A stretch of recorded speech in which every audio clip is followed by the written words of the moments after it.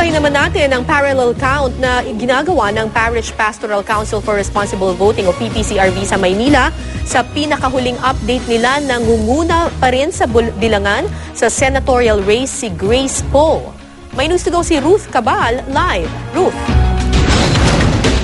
Para mahigit 14 na oras na nga mula ng unang matanggap ng PPCRV server yung transmission mula nga sa mga election returns dyan sa PCOS machines. No? At sa mga oras na ito ay nasa 66.8% na ng total number of clustered precincts yung nakapag-transmit ng mga resulta dito sa PPCRV server. Napansin lang natin na simula hating gabi ay medyo may kabagalan na yung pagpasok dito ng resulta ng mga bilangan. Ano?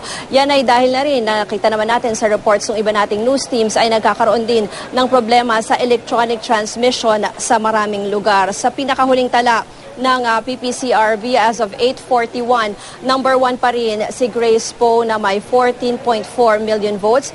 Kasunod si Legarda, Escudero, Cayetano, Binay, Angara. Number 7 si Aquino, 8 Pimentel, Trillanes, Villar, Ejercito Estrada, at nasa number 12 si Honasan. Kaya matapos magkaroon ng formatting error kagabi na naitama din naman agad, ay wala nang ibang naging aberya sa pag-receive at pag-consolidate ng bilang ng mga boto dito sa PPCRV server.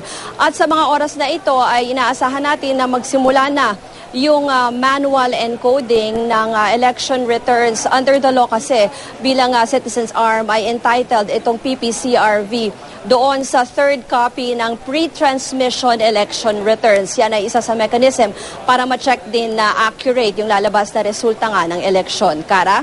Maraming salamat, Ruth Cabal.